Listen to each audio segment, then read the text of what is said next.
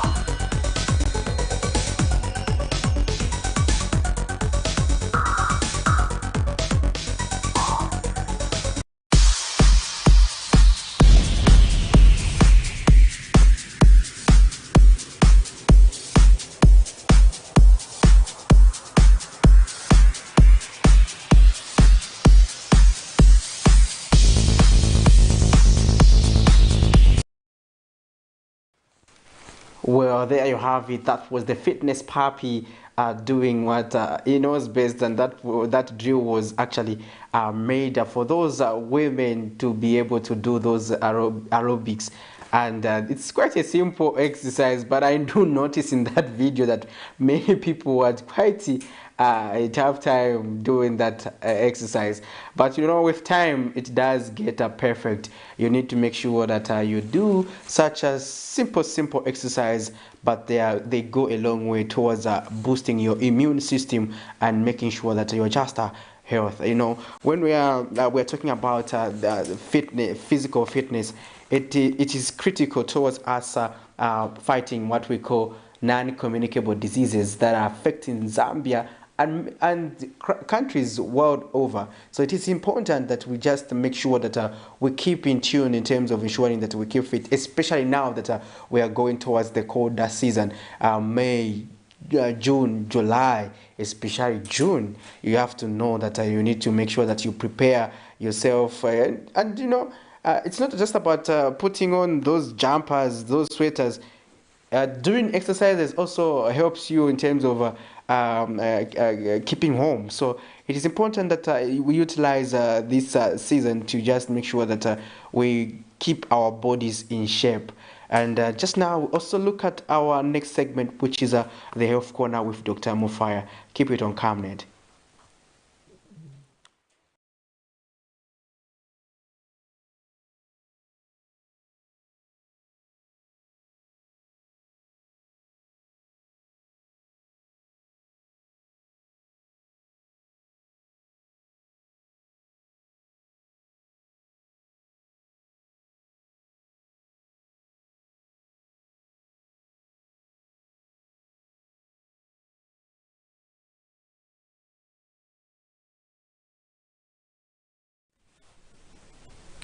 Good morning and welcome to the Health Corner here on the Breakfast Show. My name is Dr. Nakobiana Mfaya. So this week we are talking about a very interesting topic, and that is typhoid fever. Yesterday we talked about the signs and symptoms, and we say that some of the signs and symptoms of typhoid fever is that people would have fever, which is increasing every day, and they might also have constipation. Usually it's constipation first and then the diarrhea. Other times they might just have constipation, and sometimes they might just have the diarrhea. So the other symptoms would also be that they would have weakness of the body. They might also feel fatigued and just having body aches. Some of the other symptoms I left out yesterday were that they would have abdominal pain. So they would feel this pain in the abdomen, and sometimes the abdomen may become distended. So they might feel this fullness or bloating of the abdomen. Other symptoms are that they would have some rash that can develop on the trunk or the stomach or the abdomen. So this rash, we call it rose spots. Usually it's some red dots that would appear on the abdomen, and these would signify that somebody has the typhoid bacteria that have caused these rashes in the skin. So those are some of the symptoms of somebody who has typhoid fever. So now today we'll discuss how is it diagnosed and treated in the hospital. So one of the things that needs to be done in the hospital when you are suspected to have typhoid fever is you need to do cultures. So usually it's blood cultures, stool cultures, urine cultures, even culture of the vomit. So if the patient is vomiting, you can use that vomit to culture and take to the lab so that they can test it and see if the bacteria is going to grow from that vomit. The other thing is the stool cultures that can be done because the bacteria is shed in the stool when the patient goes to pass stool. The other things is blood culture. So blood cultures would also show the bacteria in the blood. So that's one way that typhoid fever can be diagnosed. The other way is to do bone marrow aspiration. So they would have to put a needle into the bone marrow to get an aspirate and culture it. So that is a very sensitive test, and usually it yields positive results. However, it's a very painful test, and so it's not usually done or routinely done in the hospital. The other thing is doing a PCR, which can show if there's DNA of the bacteria in the blood. So those are ways in which typhoid fever can be diagnosed. Usually there are also other non-specific antigen tests that can be done. Those are not very specific, so we don't usually recommend doing them, but tests like WITHDRAWAL tests, sometimes they can be done, sometimes they might not, and sometimes they might yield positive results, sometimes they might yield false positive results, so they are not very sensitive. So the other thing is in the treatment of typhoid fever, we need to know how is typhoid fever treated. So the treatment is through antibiotics. So depending on the area where you are at, there are certain antibiotics that are used to treat this infection. So we don't use any other medications apart from antibiotics because they are the ones that attack the bacteria and kill the bacteria. So there are certain places where certain antibiotics don't work because they have become resistant. So you find that the bacteria has become resistant to that type of antibiotic. So they might not use that specific antibiotic. So the doctors will be able to know what antibiotic to give you based on also the cultures. So if the cultures come out, the culture results are out, and they can be able to show the sensitivity of the bacteria, what drug is sensitive or what drug is resistant, so that they can treat you according to how your body is going to respond to the bacteria. So that is how typhoid fever is treated. So it's also important that the patient who has typhoid is given fluid replacement, because of course if they're having diarrhea, they will be depleted of fluid. So they would need to be given fluids to just replace their fluid volume in the body.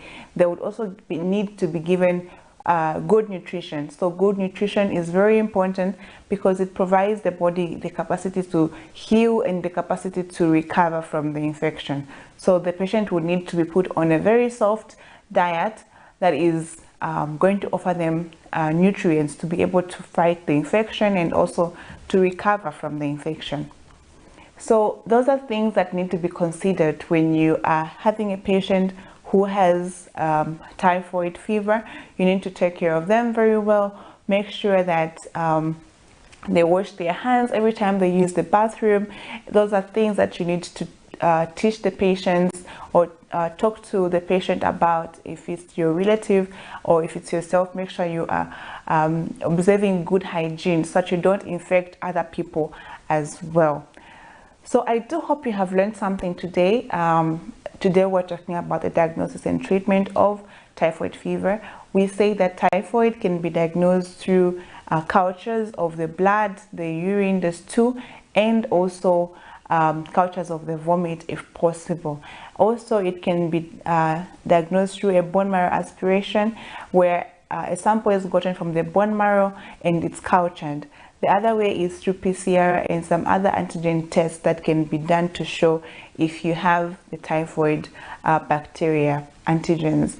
So the other thing in the treatment is that we talked about that it's treated through antibiotics, and these antibiotics, they are specific antibiotics of choice that each hospital would recommend for their patients, also based on the culture results and the sensitivity results of the particular patient.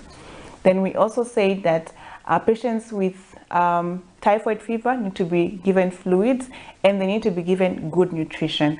They also need to observe good hygiene so as not to infect other people as well. So thank you for watching. If you have any questions, you can reach out to me on Facebook at Dr. Nakubyanamfire, or if you've missed any other episodes, make sure you watch my YouTube channel at Dr. Nakubyanamfire.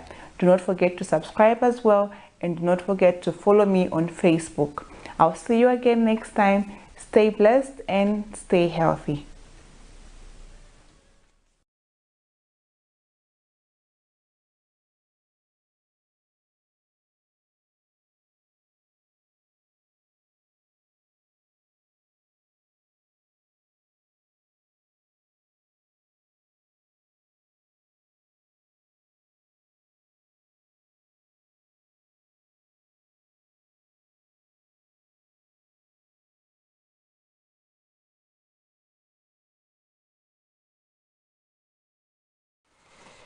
Well, there you have it, quite an interesting topic we have been looking at this week, and that's today we're looking at the aspect of diagnosis and treatment of typhoid fever, and I hope you did manage to get one or two things on how typhoid fever is diagnosed as well as treated. It is also recommended that in case you have a perspective or a health subject that you'd want Dr. Mufaya to tackle, you can equally get in touch with us on Camnet TV using the numbers that are on your screens so that we can bring that topic. You can be informed.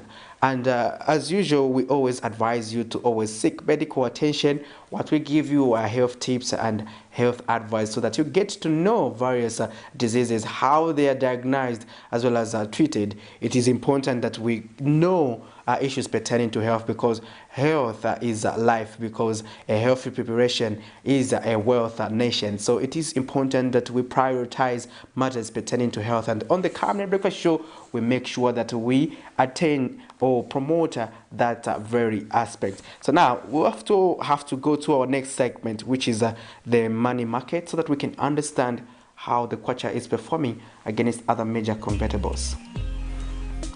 So now the greater British pound is buying at 21 kwacha 37 ngwe and selling at 21 kwacha 79 ngwe. $1 is buying at 17 kwacha 16 ngwe and selling at 17 kwacha 50 ngwe. The euro is buying at 18 kwacha 80 ngwe and selling at 19 kwacha 17 ngwe. The South African rand is buying at 90 ngwe and selling at 96 ngwe. That's quite an interesting aspect there, looking at how the kwacha is performing. It's performing relatively fine, but although I could see that there are changes in terms of it going back on an upward trajectory.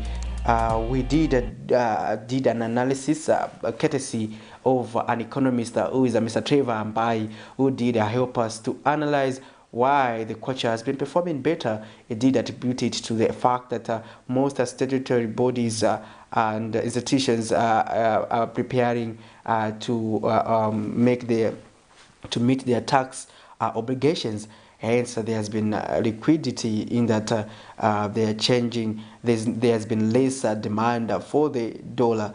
However, other stakeholders have been of the view that for us to ensure that we sustainably ensure that the kwacha gains strength, we need to make sure that we put in place strong or stringent measures that are going to aid the currency, aided by the fact that we need to maximize on the exportation of non-traditional exports. And that's also notwithstanding the fact that traditional exports such as copper are vital towards us making sure that we get the much needed the foreign exchange through exports. At the moment, Zambia has been at a difficult position in that we have two mining firms that are critical to this economy, and they have not been functioning properly as they should. And these are being Mopani copper mine as well as Konkola copper mines, KCM on the copper belt. So these mines haven't been working at the optimum level. Hence, that has affected production. That's affecting the quantity in which Zambia has to export in terms of copper. However, we did hear this week when Commerce and Trade Minister Chipoka Mulenga featured on the Camnet program dubbed the National Matters, that is anchored by Pastor Chiroba, did allude to the fact that there has been traction in terms of the two parties, being the government as well as Vedanta, discussing issues pertaining to KCM so that they can chart the way forward. Remember, these two parties opted to address these matters all outside the court, and this process has continued to drag, and we have seen stakeholders raising concern that this has affected the Zambian economy, especially the economy on the copper belt. The full operation of KCM, of course, will aid various aspects in terms of aiding, creating employment, as well as making sure that suppliers have business. So it's quite an important subject to this country that has been struggling with the issue of debt restructuring. And while we are waiting on those issues, other economic fundamentals have to function properly, and getting the mining sector right is one such intervention that the government has equally prioritized. So now, let's also try to look at another issue that has been topical and trending. And this issue is pertaining to the partial withdrawal of NAPSA benefits. And that's where we are basing our discussion this morning, and we are trying to get your views. It was pronounced by the United Party for National Development, and they are fulfilling this commitment. But this program altogether, this policy altogether, how do you think it is working for you? We also want to get the views from those of you who have been lining up to go and see or get your money. We want to find out if at all you are making progress or you are getting traction, you are getting what you deserve. We want to understand that very fact in terms of the NAPSA benefits, so that we get to understand if there are teething issues, if the process is that smooth. I do recall that the director spokesperson for the Ministry of Information and Media, Tawa Kawana, did indicate the fact that stakeholders can utilize online platforms to ensure that they just get to manage the process without actually struggling to go and queue up. But those of you who have been queuing up also want to get your views on this subject. How is the process? How is it going? And you, our dear viewers, is this a good idea? How can you advise those who are getting excited and getting their money, like Shalon Kalimbula, to say, don't go and get your money and spend it on drinks? How are you advising such people? And just now, we get to listen to the Merchandisers Union of Zambia, who has urged the beneficiaries under the Pension Scheme Authority, NAPSA, who may not find any contributions in their accounts when seeking the 20% withdrawal under the new law, to engage their respective unions so that the action can be taken on abrogating companies. We do zoom in this story, and we'll be back on the other side as I continue to give counsel to Sharon. I know she is not yet at that age. She's still in the 30s. Let's zoom in that story. So on the employees that have found out that their employers have not been submitting NAPSA, what you need to do is, firstly, if you are unionized, you need to take it up to your union. Then the union is going to follow it up by making sure that we visit the NAPSA, we check together about the records on your NAPSA records, we check on your NAPSA records. Then there are some charges that are going to be put on the employers who are not doing exactly what they are supposed to do, because it's law. So in case we have those who are not unionized, just other employees, the best you need to do is visit NAPSA headquarters. When you visit NAPSA headquarters, you're going to be advised on how to go about it. You can also visit the Ministry of Labor and Social Security, because the Ministry of Labor and Social Security also works together with NAPSA. They work together with the pensions and those other institutions that are taking care of the employees in Zambia. As it should be, it will enable our teachers to actually get this money and invest in areas of choice. Our position is that Parliament and the President must be commended. This is something that teachers have been wanting to see. The previous NAPSA was enacted to increase poverty amongst our teachers. It was crafted against its own members. We are happy that finally our teachers are going to have access to their funds. Our plea and advice to our members, to our teachers, is that they must go out there, make these withdrawals, but invest in viable businesses, because we know that once this is done, the teaching profession is going to be much more liquid. We are going to see a profession that is economically viable, without much stress, and well motivated to go out there to go and do their national duty. So we are very happy and would want to commend the President and Parliament for this.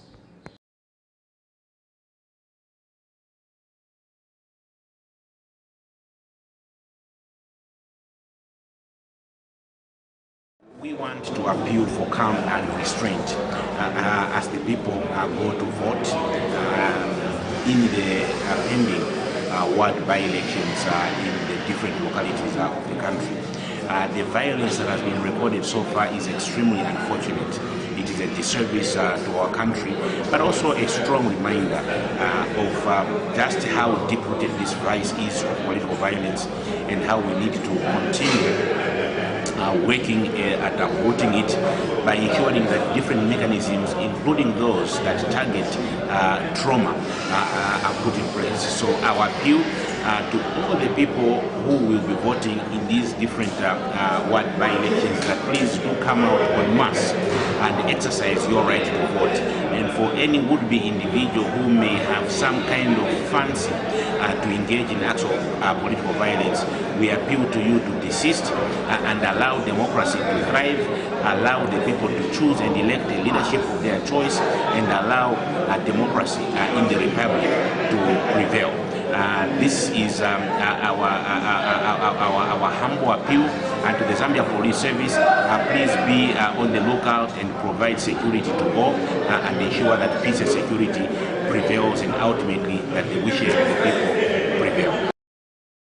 We also what happened to the president of the Socialist Party, a Camnet Fred Membe, who fell victim at the hands of the violent EPND cadres. And to our surprise, President Membe was arrested. There's been no report whatsoever of any UPND cadre being arrested in that particular incident. You go down to Lupososhi, the reports that are coming through that the Minister of Youth and Sports is distributing money to voters in Lupososhi with impunity. He's just giving out money at public meetings during that election campaign. When you go to Chilavombwe, members of our party went to campaign following the ECZ calendar, and they've been stopped from campaigning. Welcome back. You are still watching the Camnet Breakfast Show with me, Patrick Soko, and Shalon Kalimbula. Indeed. And we were zooming in some interesting stories. And I started with the before the election story. We were looking at the story on NAPSA, madam. Yeah. Tell us about that. First of all, Patrick, are we eating your money? No, you're still very far to eat my money, but I'm encouraging people that are eligible so they can chew their money, and by the time I'm reaching my time, those people will have gotten rich through other means. They won't even think about me as in being part of the people that helped them finish their money. But Patrick, it's a very serious matter that has raised a lot of concern from members of the public, different stakeholders, and social media has been set ablaze through this NAPSA thing, and there are a lot of advisors, a lot of lawyers on Facebook explaining the whole thing and advising people how to spend their money. But then again, it's their money, you cannot be telling people, no, this 20%, this 20%. Others have actually given sound advice. I think I picked one or two from Stella Sata. She does a little bit of financial literacy on social media. She said, it's always good to get your money, it's exciting, but then again, you need to think about the long-term measure and the value of the money that you want to get. If you haven't saved enough, the best thing to do is to let it be, save more, and wait for it. She gave an example of saying, if it were according to her, she would prefer get a 50,000 kwacha. And that would mean she'll have to wait a little bit more for her to reach that threshold of 50,000 kwacha in the 20% bracket, which for me, I totally understand. And also at the same time, I understand that the value of money is dependent on how much you have. A 10,000 kwacha could be way more for you than somebody else there who's got probably 400,000 kwacha in their account just sitting, So it all depends with where you are. At the same time, it's always good to get a bit of a financial literacy on how to spend these monies when you get them. But at the end of the day, it's your money. Get it. I think, you and I have always been talking about NAPSA spending these monies on our behalf without having put interest there, because it was like you just depositing, and then they're using it to build things, do what, to loan, to do, but it was not trickling down to the people that were contributing on a monthly basis in different institutions. The other thing I also want to do is to understand the law in its totality, the amendments, because like you are saying, the aspect of interest is another aspect. Yeah. So see, does this money also attract a certain interest, so that after a certain period of time, because you know the money is invested, it's not like the money is dormant in it's the invested. account. We've seen a lot of buildings. If this money should be operating like, for example, how it is on the capital markets, where you invest your money is invested elsewhere, it doubles, you get the dividends, and the profits, so to say. Now the other aspect that I'm talking about when it comes to, you know, sometimes there can be that excitement to say, I'm getting the money. You know, when we talk about financial literacy, is that we are coming from the background where we have seen people made mistake with their resources. Their pensions. And we have seen others who have not even gotten a coin of their pensions, and today they are living as destitute because they are now frequenting these ministries, especially the Ministry of Justice at Cabinet Office there. You know, we continue to find retirees. It's because that money did not come through, or it came through. It was coming in bits and pieces, and if you could not invest it, you are still lamenting to say, no, I feel my money was not. You still owe me more. You still you get the sense. And but also these bad legal advisors that don't tell their clients the truth. Yes. You know, because some of these people that are still claiming resources or money from government have gotten all their money. They've chewed it. You know, but what they want is what people don't understand up to today. So an interesting aspect of this entire process, that there's that excitement. You know, we are living at a time when there's a lot of changes in terms of how we perceive life and living. You'd find that someone will just get the money for purely excitement. Yes. You know, just want to get it. Let me just enjoy, you know. But, you know, this is the money that can help you, for instance, pay for the school fees of your children. You know, I'm observing that, for instance, the trend in terms of university education or college education, it is getting expensive by the day. So by the time your children are getting to that level, you'd find that school will be very expensive. So that's the best time to get your 20%. Those are the time you can say, okay, no, let me at least finance my child's education. You know, there's this process. Okay, what about if I invest in such a business? You know, you need to do those consultations. You engage people who understand business ventures. It's good to invest your money and double it. You understand? As opposed to get your money, like that story of the prodigal son. Is it the story of the son where the other one had to save the money, the other one invested it? Or the story of those talents. The story of talents. Yes, in RE, I remember it now. RE, not the Bible. That's the story of talents, where I give you a coin, you give me a coin, I invest it, you buy it. Then wow, you invest it in Kalimbula Enterprises, and when it is big, I start wondering to say, but what happened? We all have the same money. This lady went and spent your money now, but you'll be able to pay back that money and also have my own things. But that's the thing we need to be emphasizing on. Yes. So if you are able to say, okay, I have these good business attributes, you can equally invest your money in your business, and you'll be able to generate more money. And if you can still continue saving for NAPSA again, if you employ yourself there, you continue saving again for yourself. The contributions. So that happens. So now we need to make sure that we just promote that in terms of, you can imagine if more people are getting their benefits, invest their money wisely. Actually, it will contribute to economic development. Exactly, that's what I was saying. I was like, okay, I think Bali loves business, he loves money, and he loves, you know, so he's thinking, I was just tapping into his thoughts. It may not be exactly, or it may not even be it, but I was like, you know what, this money loves a lot of money. So obviously he was thinking, when you give people this money, they will inject it back in the economy, you know? Yes. And, you know, they'll put up all there'll these be liquidity. things. So like, oh, okay. There'll be activity, you see, there'll be activity. In the economy, and the law is systematic in that, you know, it's not like me who is at this age, I'm getting that money. You understand? No. I have to wait for a certain threshold. Yes. And even if we by that 40, it would have accumulated to something tangible. It would have accumulated to something tangible, and also your levels of maturity. You will have stopped clubbing, Patrick. You'll have stopped, getting excited over like a 20 pin, It would just be, money that you already have probably in your account, But now, at this age, like a 20 pin, you withdraw it. You put it there, start smelling it. I remember Prudence was telling me, money smells good. Like you just got good money from the bank, you withdraw it, put it on the table and look at it. Business-minded you have become.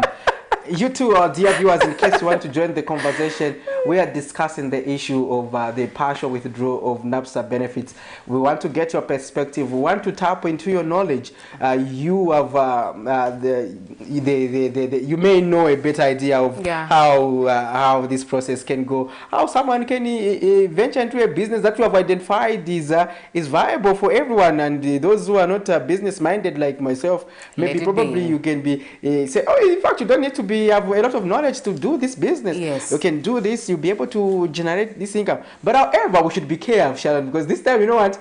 There are these guys who are swindlers, they'll tell you that invest your NAPSA money, you see, and if you check, invest your NAPSA Shajan money and get a double. Mama, you get a zero. You understand? And that's when you realize to say. All right, you two, our viewers can call us using the numbers that are scrolling on your screen, and you can also send us those text messages. Let's have a conversation in case you have people that have already started the process. How long does it take? Have they already received their resources according to NAPSA? And obviously, the bill and the president on his socials, he clearly mentioned to say people can start claiming their money as good as tomorrow. That was the day before he signed the thing. The day he signed, the following day people could start claiming, of which we saw a lot of queues at NAPSA offices.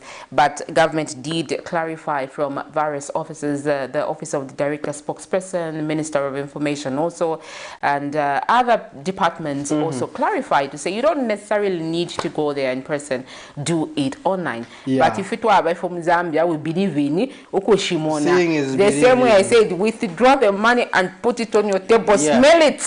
Exactly. So we just hope that the process is that simple and people are managing. We are in a digital economy, but it's a dual economy. Also, we have also those who are not very tech savvy, and they do not they don't subscribe like to to this. go. They feel at least those ones can be allowed to. But those of you, especially those who are just getting into the 40s, I know they are active. And a lot of people I saw on the queue was like, 45 is way too young nowadays, eh?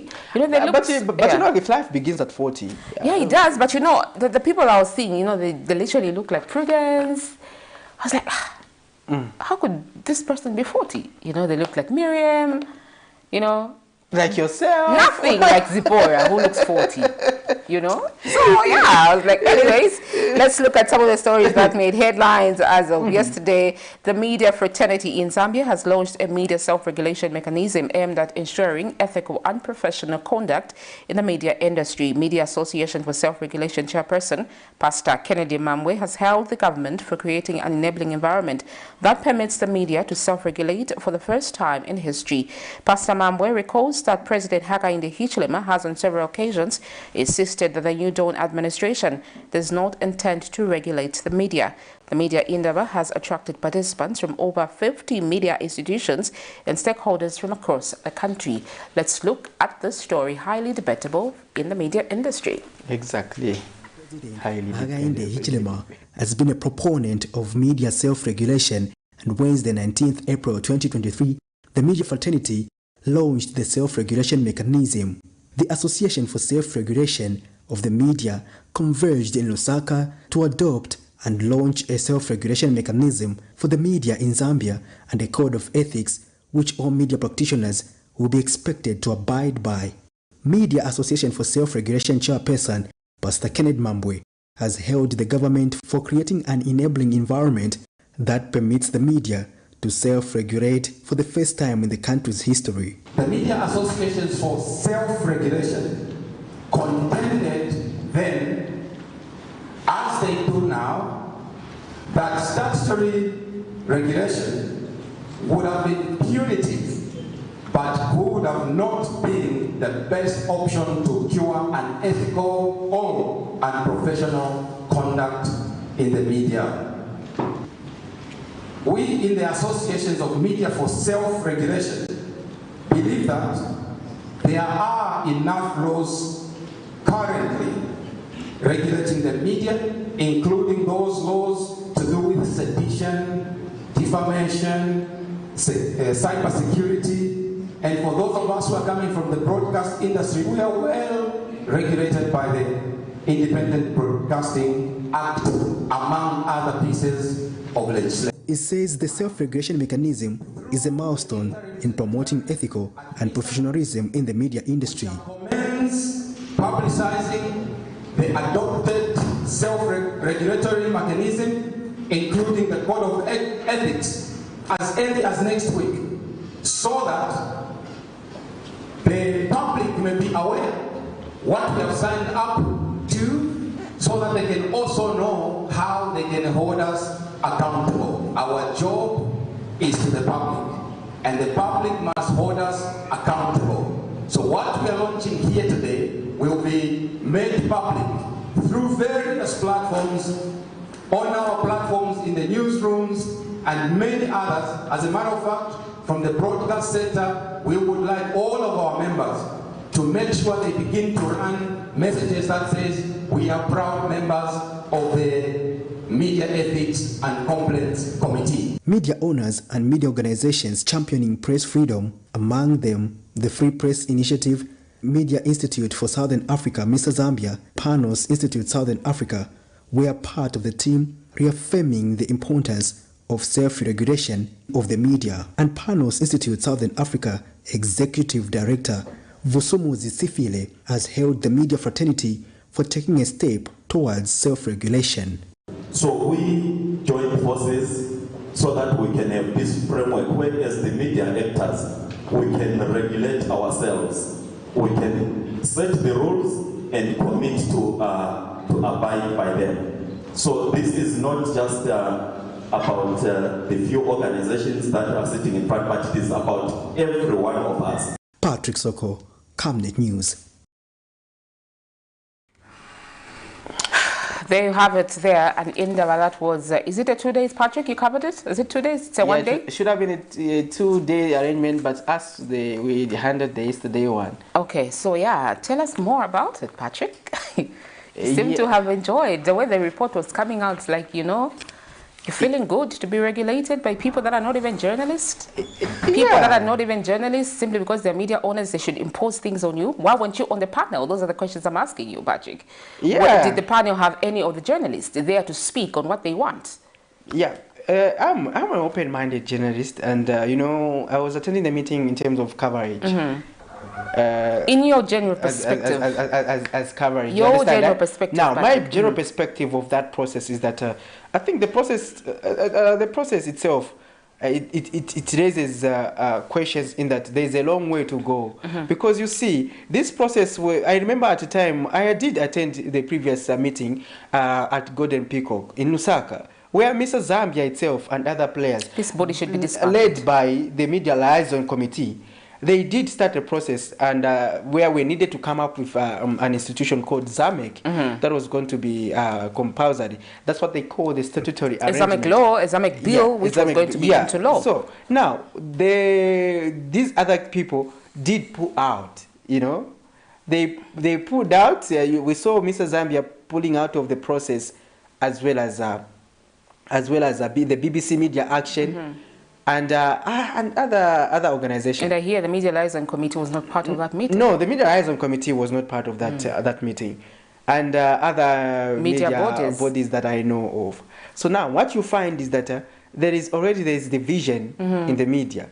And this process also, we saw when the media owners also met with the head of state, and they advanced the agenda to say we need to self-regulate and not a statutory arrangement. I just feel, and now they are and now they did take up the process. Now this same process again, it is also voluntary, but also there's a clause that compels journalists to be mandatorily affiliated to that institution for you to get a job. But if you choose to stay away from the entire process, you cannot subscribe to it. So what and they want if you don't want to be employed by these private entities. Now there's been a concerns in the journalist blogs. Sharon, tell me about that. Maybe you may have an aware. What is your perspective? I may be one of issue? those. For me, really, I think there's a whole lot of misunderstanding in terms of self-regulation. You know, while the president said regulate yourselves, he did not say media owners regulate yourselves, because one, media. Running a TV station or radio station is a business, Patrick, of which somebody cannot be a journalist, but they look at it as a lucrative business to venture in, you know. And the people who are running media houses nowadays, it's not that much journalists, they are not, you know. So I don't understand why they should give me how I should operate as a journalist when they are not. For me, that is the bone of contention. I don't really, I'm not really so much against it, so long as they put journalists who are practicing or who have practiced before to look at and put up measures on how they want to be regulated. That is what is called self-regulation. For me, this is actually supposed to be called media houses regulation. Because journalisting, I didn't see anyone. You know? There was a representative from Shani who gave a vote of thanks. Vote of thanks, you mean? Imagine. Vote of thanks. But the entities. Vote of thanks. Yeah. We want to appreciate what? Interesting conversation. Anyways. It continues in the media circles. And I know it's going to be a long debate. It's going to be a long debate, and people that are really serious about wanting to put things in place in this industry just needs to speak out. I think it's an unfair process according to me, and many people that I've observed who are practicing, it's unfair. There's no way, Patrick. Okay,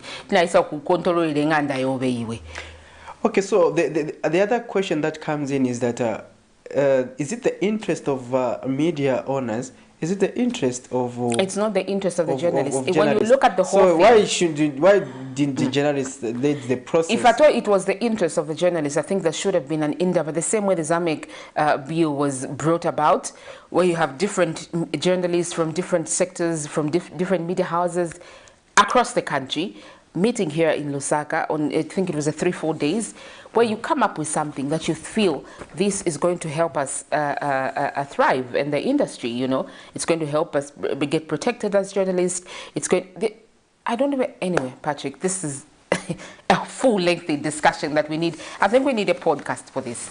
Honestly, we do. We have to do something. We have to. We'll get on with that. We have to. We also have by-elections that are ongoing at the moment. Indeed, Patrick, by-elections are on in Serenje, in Chililabombwe and Lupososhi.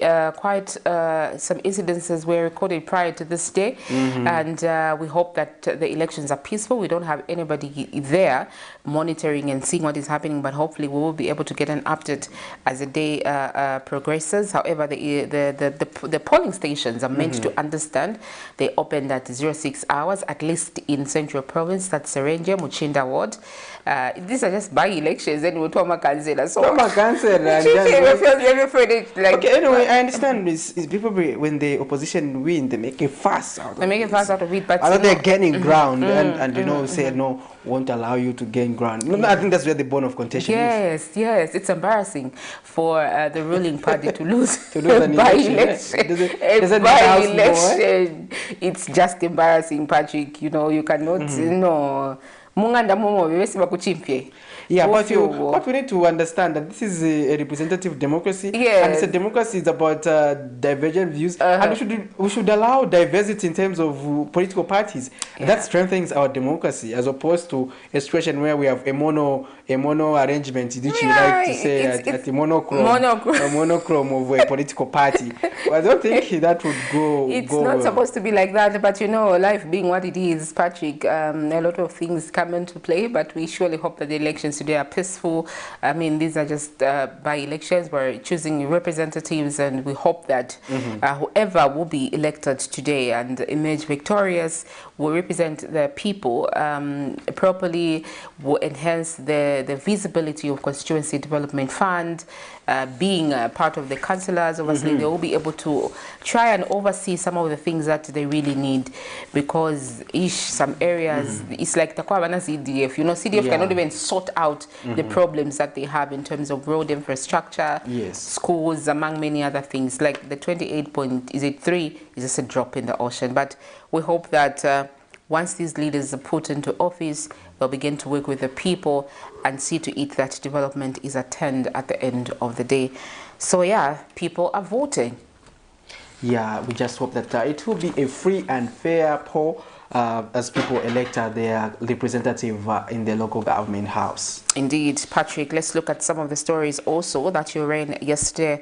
President Hakainde Hichilema has told players and the grain producers and traders to stop using the Food Reserve Agency as their warehouse for storing of grain for their businesses. Speaking when he met the Zambia National Farmers Union, Grain Traders Association of Zambia and Water Harvest Delegation at State House, President Hichilema says traders and businesses that need to produce their own grain and not really, I don't know, Prudence Chota's writing. Let's look at this story. Availability, affordability is a security issue. That's why we designed to have a Food Reserve Agency that will kick in when there's a problem. But we'll discuss that, because now we are making Food Reserve Agency as our warehouse. Businesses are making Food Reserve Agency as their warehouse at no fee. No. We had leaders last week. Grain traders are business houses. Milling companies are business houses. Farmers are businesses.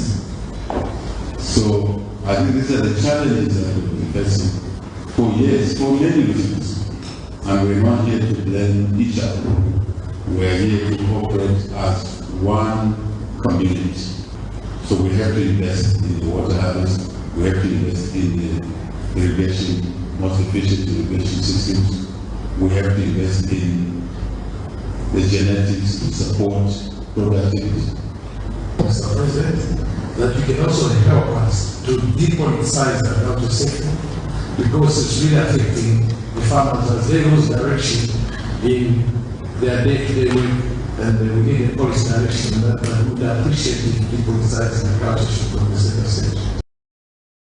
The Ministry of Lands and Natural Resources says it is actively working to clear its name and regain public confidence after it was placed second following the Zambia Police in the 2022 Zambia Bribe Payers Index among 11 public institutions that received or were more likely to receive a bribe due to their nature of work. Being one of the most crucial ministries as it handles matters of land security and issues of title deeds, the news did not come as a shock to Minister of Lands and Natural Resources Elijah Muchima, who says the United Party for National Development UPND administration is now determined to change the narrative. Mr. Muchima, who was addressing the media Wednesday morning at the Ministry of Information and Media, has been receiving reports of rooms containing vital documents being broken into, with the said documents missing, stating that these cases have been reported to the Zambia Police.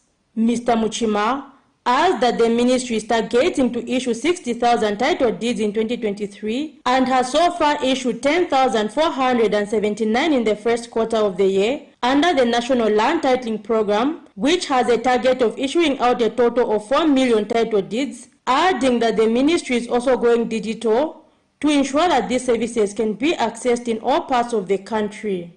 Come to my office. Because when I ask for a file, it comes. Because I'm against what is happening. When you go there yourself directly, they will tell you, no, do you come after 3 months? They want to induce you to pay so that your file is found. In a normal instance, title is supposed to come out in a day, but because of volumes, it should not take more than a month. It should not take more than a month. I've proved it. They hate me talking about corruption.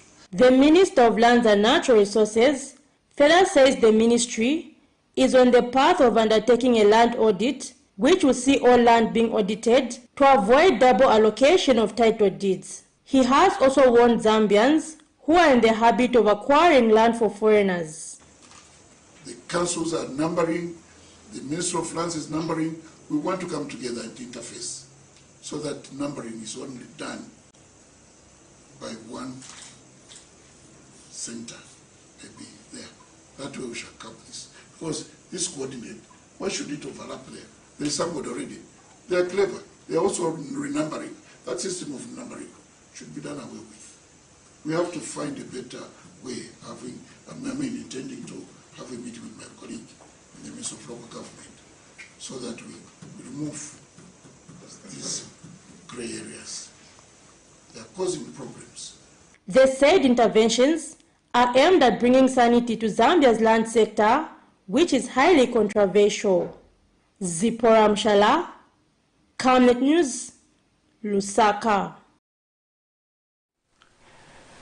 There you have it. That was a Minister of Land and Natural Resources, Elijah Muchima, disclosing the progress, especially on the land titling program, as well as measures they are undertaking to clean up the ministry. This is a ministry that has been marred with issues pertaining to corruption, and the minister said he is keen to ensure that he clean up the ministry and build a better reputation for the Ministry of Land. And we hope that he does manage to achieve that objective. And in the studio right now, we have been joined by our guest, who is Mr. Charles Mwera. He is a political activist, and he has contested elections on several platforms, and as a member of parliament. And we hope one day it will surely rain. Good morning, It's sir. never give up. Good morning, thank you. Yeah, welcome to the program. It's been a while. I'm really humbled to be here at Camnet TV again. How is Camnet doing? No, we've been okay. We cannot complain. Okay. We are glad that you honored our invitation. Yeah, to just get started, first of all, Mr. Mwera, what have you been up to after that that month's election? Election issue where you were contesting to be the council chairperson for that council, and now what is the way forward in your political career? Firstly, leadership comes from God, and normally it's God that chooses. I'm a very sober person. I'm not in a hurry. Sober, you mean you don't drink? No, not that. You want to buy me a bottle of wine? I'm just kidding. I'm a very sober person, meaning I'm not desperate to actually to serve the people, but I'm ready to serve the people. That simply means that I need to do it in a very good way, so that at least at the end of the day, we don't get leadership out of bloodshed. Yes. No. So the matter is in the Constitutional Court. We actually appealed to the Constitutional Court. We've just been waiting for the dates to be set. This is simply because I'm very much confident that I think the lower court erred. So that's how we decided to take the matter to the Constitutional Court. So that's the stage at which we are. Interesting. Today, there's some parts of the country holding by elections. Have you had a glimpse on understanding what exactly is happening there, and your general perspective of the process of campaign? It's very unfortunate that we have been experiencing violence, even in words, at word level. This is why, in the first place, I talked about being sober, meaning that leaders must be tolerant enough to allow other people to do what? To do the campaigns. So, me personally, as an individual, my own opinion, I still feel the elections will not be free and fair. Why? Because there has already been violence. So, it won't be free and fair? No, it will not be free and fair. Because, people usually use that term when they know they're on the losing side, or when they lose, to say the election was not free and fair. A leader of the opposition in Parliament, also a member of Parliament, issued a similar statement yesterday to say this election will not be fair. Now, in an event that you win the election, would you still say there's something? That is a question that begs for answers. I doubt you would actually say it was unfair. However, moving away from the elections, Patrick, what do you have there? Interesting. I wanted to just pick Mr. Moya's perspective. On our topic of discussion, we were talking about the NAPSA issue there. I don't know if you have followed that, Mr. Moya, as well. We want the partial benefit, withdrawal of benefits. What is your perspective as someone who has been active in politics? Is this policy progressive, or your take on this? Yeah, I've actually been following it with keen interest. And of course, you know, there's one thing that I actually believe in. Where it is due, I congratulate. Where it is wrong, I'll always say this is wrong. So when you look at the partial withdrawal from NAPSA, it's something that has got advantages and disadvantages. It may be good to the people, but I still feel it's the percentage at which it has been put is not enough.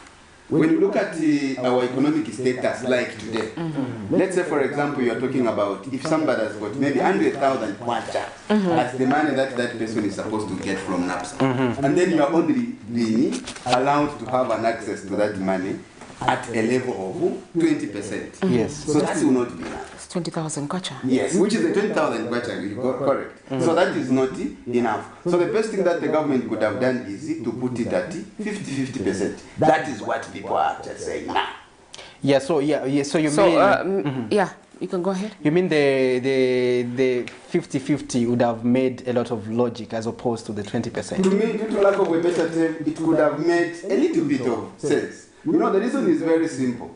Sometimes, if I've actually retired, I've got money at NAPSA, I fail to get that money. If I die, it will even be worse for my siblings to do what? To get that money. So at least, if you get half of that, then after getting half of that, then you remain with half. Even if they did not get it after that, at least you actually got something that you could have invested. But again, the other problem that the government hasn't done enough is sensitizing people on how to use that money. Today, a bag of meal is at 210 kwacha. Yes. So if someone gets that money like today, they will just get it and buy a bag of meal. And bad enough, there are those people who are actually going to invest into business, which is not doing well again. Me, I'm in business. Business is not doing well again. So meaning that people are actually going to invest into business that is not going to give them profit at the end of the day. So those are some of the disadvantages. It has come at a very critical time where it's more or less like you are giving 100 kwachas to people during the campaigns. That money will not make any difference. So it could be a good move, but there are certain things that could have been considered. Then the other challenge is there are some companies that have not been remitting to NAPSA. So NAPSA should also expect that challenge to say other people will be going there trying to say, no, but I've been working for more than 5 years. Why is it that I don't have... So those are some of the bad things that I'm actually foreseeing. But of course, it's a good move. At least people have been given a bit of access to that, to their own money. But it's not enough. 20% is too little. We want to hear your perspective there, so you can call us. The lines are open, and you can send us those text messages. Let's have a conversation on this. We are talking NAPSA. What do you think about the whole process? Is it a good move? And if you at all you have anybody that has managed to access this money, we want to hear from them so that they can tell us at least how the process was. However, in studio we are with Mr. Mwela, who is helping us understand one or two things according to his perspective. He's not a specialist in this field, but he's just giving us his observations, and according to him the 20% is too small. What do you think? Do you think people could have gotten 75%? Even 100%. That would just get everything so much. That would be too much. But now let's look at the levels of contribution. Yes. While we are looking at this NAPSA subject before we move away from it. You know, there are those who are high contributors, like they get a lot of money, and their contribution to NAPSA is quite significant.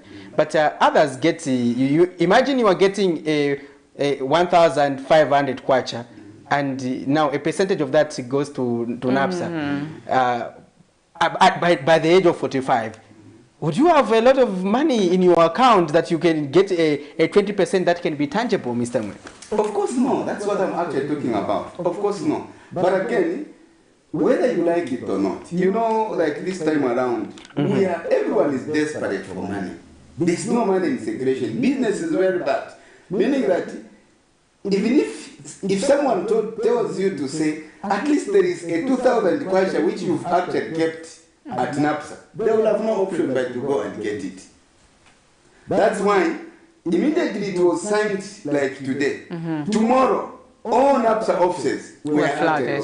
That could tell you to say people are actually angry for money. And that simply shows us to say, even if people are getting that money, they are not going to put it in good use. Because if you have to invest money into good use, you will take time. But again, the other thing is, you know, it's not everyone who will be paid. Government must be ready for that. Not everyone will actually be paid. Because I heard it's about maybe 11 million, which might not be enough for everyone. Meaning that other people still remain crying. When is it that NAPSA is going to be ready to do what? To actually give out the other monies. So that one also is a homework for both the government and NAPSA as an institution. So this is what I'm actually looking at. People are very much desperate for money. Whether you have a 2 penny, they will have no option but to just go and get a 200 kwacha so that they buy bag of minimum whatever. Now, you are in the political circles. What is your perspective in terms of how the status of living? Is this government managing to make sure that it attains its commitment of creating a better environment for Zambian citizens in terms of ensuring that the cost of living is manageable? Maybe in the future, yes. But now, the answer is no. Why do you say so? Very good. When you look at like this time around, the cost of living is very hard. I've always given in terms of what, Mr. Mwe? I've always given an example of myself. I'm in business. And when we talk about us people in business, we are able to see how people are actually struggling. Even to buy a pot of cooking oil, it's something that is very challenging. So why have I said maybe in the future? Definitely, today maybe the government, there are certain things that they are actually still working on, which may not work today, but may work in future. That's why I've said currently, things are very, very, very hard. There's no debate about it. Anyone who can actually come, if someone comes because they have a bag of minimum, when we actually go and search into their house, we are going to find that they don't have salt in their house. This is basically the way it is. So currently, in terms of the economy, the government has actually failed, maybe in the future. But there are a lot of fundamentals that government is pointing out to say, we've done this, we've done this, we've done this. Isn't this translating into a better living standard? We can talk about the kwacha. Is it directly translating into better things in the economy? The kwacha may gain today, but that does not mean that a bag of milling was dropped or a bottle of cooking oil has dropped. No. That's why I've said maybe in the future. But currently, no. What do you mean future, Mr. Mwelo? Maybe in the next How future is the future? Maybe next year. Future starts from tomorrow. Maybe 2 hours from now, it will be future. Even 5 minutes from now, it may be future. But the truth of the matter is, if kwacha gained like yesterday, when you went to ShopRite, the prices were still the same. So we would not say because kwacha has actually gained, the economy has stabilized. The answer is no. Because whether we like it or not, even fuel, it is still at the same rate. We have not dropped the fuel because kwacha has actually gained. No. It is still the same. That's what we are talking about. Maybe in future. Is there anything good that has happened in terms of economic development this far, apart from the NAPSA thing? I know you're a bit shaky on that, but anything else apart from the NAPSA thing? That has happened in terms of... In terms of improving people's welfare. Under this administration? Currently, no. Are you not happy that we have free education? Are you not happy that the Constituency Development Fund has been increased from 1.6 to 25.7 to 28 point something? Are you not happy about that? No, it is, it's a two-way thing. I may give you a 10,000 kwacha today. I'd have given this one a 1,000 kwacha. If you want a 10,000 kwacha has not put that money in good use, you're not going to appreciate it. Then this one who has been given a 1,000 kwacha has actually put it in good use. He's going to appreciate it. Of course, that was a very good move. There have been other things like, for instance, you talk about empowerment, cooperatives. Even people to access the same grant, it has been pleasure. You go to our rural areas. Me, I come from a rural constituency, Mwense. For people to just register a cooperative, you see a lot of people registering what? Cooperatives. So on the CGF empowerment, the only thing that I've actually appealed from this government is that let them reduce only the requirements to access that that funding. It's a very good move, increasing always. Even me today when I'm told to say, if I'm getting a 2,000 kwacha as a monthly salary, then tomorrow I've been announced to say, no, you'll be getting 7,000 kwacha. Of course I'm going to praise that. So it's a good thing, but the question is it actually working to the benefit of the Zambian people? Is it actually coming at once? If that money was actually coming at once, I mean, well and good.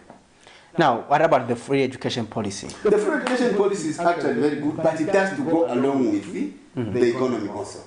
Because let's say, for example, if my child is at the Munari girls, then I don't have a bag of millimil at home. What do I expect? It's free education at Munari boys, for example. It's free education at Kabulonga boys, Kabulonga girls, for example. Then each time they come home, there is no food. So they are actually going to score it 100% if the essential commodities are actually reduced in terms of the prices. Otherwise, just keeping the free education and it becomes a song every day and the economy remains bad, whether we like it or not, it is not going to be appreciated. Because most of the pupils are actually going to drop from school. So do you think, let's also look at you mentioned that business is affected. Do you think the government is not doing enough to create a conducive business environment for citizens? Is that what you are interpreting? No. What should be done? Sorry? What should be done? Like when you look at, we just talked about the kwacha gaming. We are expecting it. If it goes for the next 1 month or 2 months or so, then the commodities reduces on the prices. Then, you know, the challenge that has been done, that has been there is, there is no money in circulation. So let there be money in circulation. Then all these things will be a thing of the past. But there is no money in circulation. Even if something is actually reduced, when there is no money in circulation, you're not going to appreciate it. Don't you think the NAPSA arrangement will also inject liquidity into this, the economy? 11 billion out of 18 million people. Won't say. Some of us are below 45. That's what we talked about. If they had put it at 50, 60, 70%, or either 100%, it could have been better. It's not enough. Are you just opposing because you're from the opposition political? I'm prompted to think in that way because... That's why I said it's a good thing, and again at the same time, it's a bad thing. Why is it good? At least people are going to have access to their resources. It's bad, why? Because the money that people have been given access to is not enough. Yes. So you are talking about the percentage. And again, I'm looking at the disadvantage. You're being objective, all right. Yes. Indeed, in case you are just joining us, you're watching the Camnet Breakfast, and we are in conversation with Mr. Charles Mwelwa. And let's just pick this call. Hello, good morning. Hello. Good morning, Madam. Yes, thank you. How are you? Tell us your name and where you're calling from. This is Camnet calling from Chilabombe. Tell us, how is Chilabombe this morning? Chilabombe is very much in danger of communion. There is not near Chilabombe. How come Tamkweto Bunga? Yeah, because there is shortage of union. And in fact, I'm just catching what you are trying to. The discussion with that man, and that man is very right. And in terms of the education, is a welcome move. But a person cannot move without without food to go to school. You think? So, not only the education, but there are so many challenges around. But I'm sure our president is very right. Like the people they are working with, they must be very careful with them. Okay. So things is not well here in Zambia. So I do know we ex-miners. We started in 2019. Having increased the implement, and we are looking to see how things is very tough. But we are giving us 900 questions. How are we going to survive? We are failing to survive when we are getting around the 4,000, 3,000, like about 900 questions. How can we survive at that project? How do we go to university project? How do we go to high school, high school? How are we going to survive? Please let this government to confuse. Thank you. All right, thank you so That is much. actually the Wombwe there giving representing you two can have your say on this important topic. In case you have no information on it, you can call us and tell us on anything that is happening in your various localities, like Mr. Chilila Wombwe there. I'm not he did mention there. We did a story on Chilila Wombwe, remember, on Mirimu? Yes, the minister, when we appeared on our program, said they're addressing that Mirimu. He has been making sure that trucks are getting into there, but you see the people on the ground. The situation is still the same, so it's important to go on the ground. And besides, I expected things to be better, to be a little bit cosmetic because of Kabai election. Exactly, Mr. But they failed to even put this lotion on the people. Give us your views on what our caller was just bringing out there. Our caller is simply talking about the percentage on its own. It's a good thing, I've said. I'm trying to be objective. Like I said earlier, where it is due, you give credit. You give credit. But of course, it can't go without having disadvantages. We are looking at the percentage itself. It's something that is very little. 20% is actually just very little. It's more or less like you just want to show someone to say, you've got this money, it is still your money, you can still have access to it. Because I'm looking at the challenges that people have when they die, and just children to get that money. It's something that is very terrible. You even spend more than what you were supposed to get in just following up the payment. So I think on this one, NAPSA has to improve very much. It's not something that is encouraging in terms of making contributions to NAPSA. Interesting. Now, let's also get your views. Our previous caller did also indicate the fact that Mirimu is still a problem. Do you have a perspective on how we can better handle issues pertaining to Mirimu and exports as well? The best challenge that has been there with the Mirimu shortage, I've always disagreed when people talk about the issue of smuggling. Smuggling has not started today. It was there in UNIP. Even before some of us were actually born, smuggling was there. It was there in MMD, it was there in PF, and it is still here in UPND. So that cannot be a factor. I've always quoted the statements that came from the former head of state, Mr. Lungu, who actually said the president could have directed people to just export up to a certain percentage, but they took advantage of that and went beyond. So I think our colleagues miscalculated in terms of how much to do what to export. And as a result of that, that is what has actually affected, that is what has contributed to the Mirimu shortage. It's not smuggling per se, no. By the way, some of these people who are actually doing smuggling have even got the export permits, meaning that they are actually just doing it within the confines of the what? Of the law. So that is something that is very, very unfortunate. And as a Christian nation, we shouldn't be having a shortage of Mirimu. But I think for now, Ms. Samuel, how does that come into play? Christian. You know, when you're a Christian, you need to make sure that at least someone is Christian Yanduvunga. Insala. Please explain. Insala ya chupa. insala hivi. People can even go to steal just because of insala. So as a Christian, it means you are actually making. It may compromise Zambia's Christianity. That's the thing. Yes, that's the thing. People are actually forced to go and steal just because of what? Because of a bag of meal. Our sisters are getting into prostitution because of a bag of what? A bag of meal. Patrick is still shocked at your analysis. Let's get this. Hello, good morning. Morning. How are you? I'm calling from Chilewombe. Yes, tell us your name and yeah, you're calling from Chilewombe. Just your name and give us your contribution. Hope you are in the area where they are doing elections. I'm calling from Chilewombe. Yes, give us your contribution, sir. Yes, I just want to agree to the man that I talked about the shortage of living and courage. Yes, in as much as we allow government, of course, to intervene whenever there is a crisis, but the way it is being handled is very, very unfair.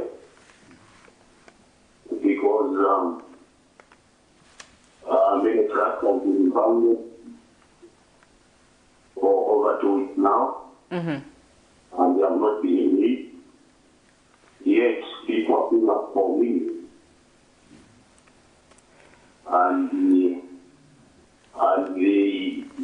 companies like Camnet, which have been allowed to deliver, are not satisfied with more.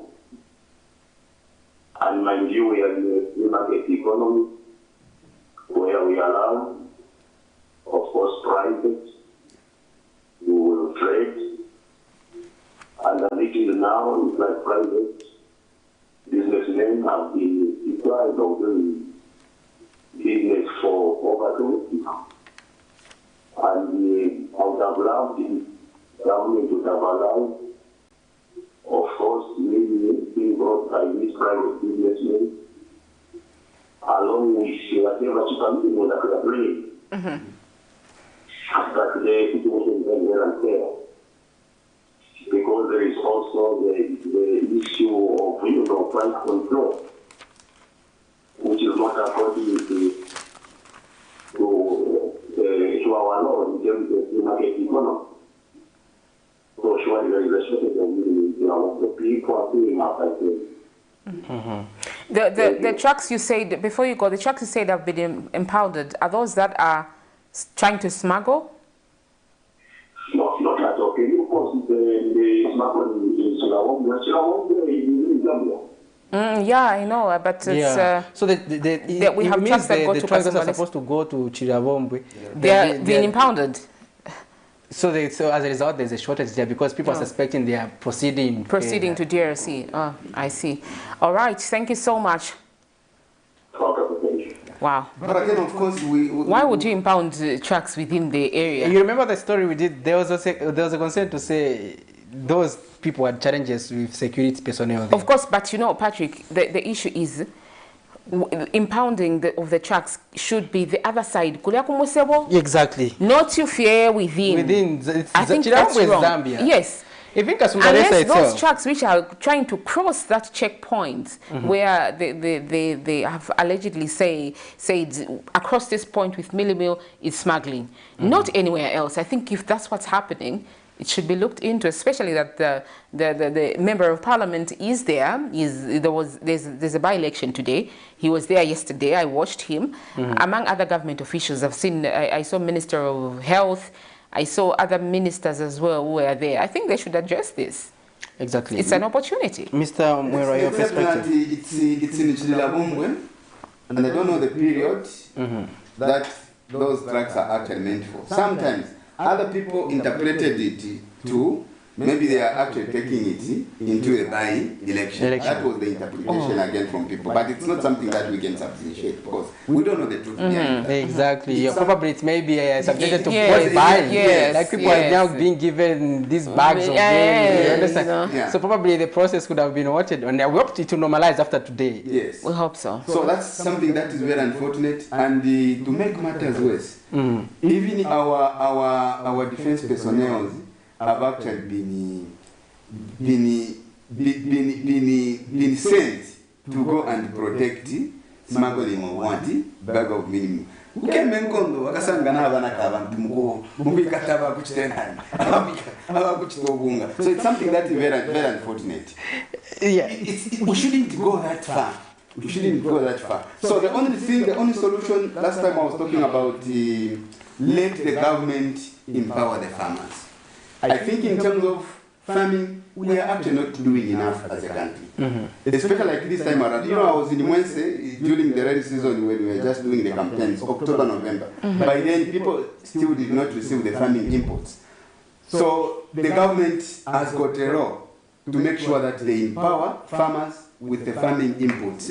If it means giving them loans, let them give them loans so that at least at the end of the day, we actually produce more than expected.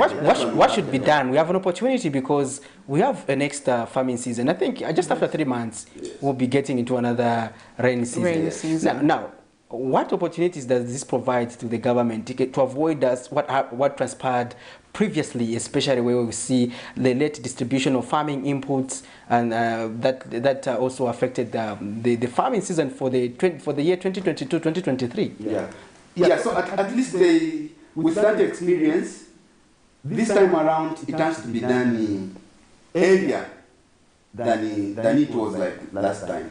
But again, the funny part with rains again, sometimes at the end of the day, we have actually been blessed because we are a Christian nation. Again, you find that at the end of the day, even the rains also delayed to do what? To come. Just because. So that's how God has actually helped us, or else it could have been a disaster. But like this time around, better for people to wait for rains than people waiting for the farming inputs, because it will actually help them prepare. Then even us, some of us are actually going to get interested to say, oh, let us get into what? Into farming. But the way things stand, I think government is not doing enough in terms of empowering the farmers. If there are loans, let them give them loans. And of course, these are loans that are supposed to be monitored. Not like the way we have it at CEC, where people are actually given money, they don't pay back, because we're not monitoring them. Let the government give the people loans, then you actually monitor them very closely, because a human being is also something else. All right, Mr. Bola, away from that, let's bring in the issue of the Patriotic Front. We are almost in 9 minutes, so we really can't go without talking about that. Last time we had an interview with you, you stood on your feet and said the PF is still a viable party. And I'm still standing to that. But people feel it's failing to get organized, and that the rebranding process has failed, considering that you don't even have a president at the moment. You're even failing to hold a convention. Even failing to create visibility during these by-elections. What would you have to say about that? What's happening? That's a nice joke. No, PF is still very... It's not a joke, Mr. Moya. You won't narrow it to a joke. You won't narrow it to a joke. We are serious people. That's very serious. Let me say that. Yes, that's very serious. PF is very strong. And I can rest assure you, come 2026, I will not apply on any other political party apart from PF. But others will argue that you are going to sink with the boat. That's not correct. That's not true. Where do you draw your confidence? Today we are talking about PF. Where are you drawing the confidence? Give us an idea. It's the most popular party. The sinking boat? Even if we actually had an election today, apart from rigging, the number is going to reduce from 1.8. If they try to rig, maybe it will be 300,000. That's how confident we are as a party. I'm a member of PF. Of course, I don't have any position apart from being an aspiring candidate. But I can rest assure you, even if today I'm ready, even today, I will still get on the ground and stand with the current chairperson there. A political party that has no president, and we are almost going towards 2026, because it's just 2 years in between. What would be your perspective as a member or as someone who is in support of this political party? What would be your say? It's true that for any political organization to move, it needs a leader who has a vision, and the vision which should be interpreted by yourselves as members. You can best be described as a headless chicken. Before I answer that one, let me a headless chicken. Yes, a headless chicken. Let me put it on record to say, I'm not the party spokesperson. Exactly. Whatever I'm talking about, it's I'm your perspective. speaking as my own personal opinion. That has been noted. There's one thing that we need to understand. It is not PF to be removed from power for the first time. No. We are unique. It has gone for good. Challenges. Unique had challenges in coming up with a leader to make the party be strong. And it went into oblivion. We are the MMD. And it is also sinking. MMD also had challenges in coming up with a leader. It is also sinking. Then we have got PF today. Yes.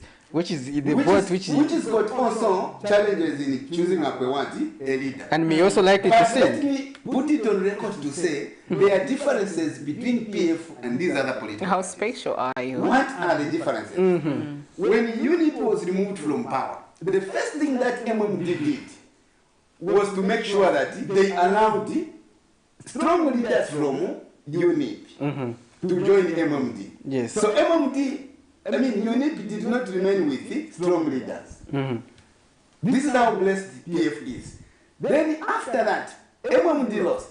PF got into power. It got people like Bowman Usambo, people like Dollar Syria, and these other prominent guys. They actually came on board with PF. Now, UPND has actually failed to accommodate. They still underrate. They are just treating them as what? As criminals. This is how blessed PF is. So in short, it has been left untouched. No one is actually touching it. Maybe in the near the Socialist Party is touching it indirectly. No, Socialist Party. That's not.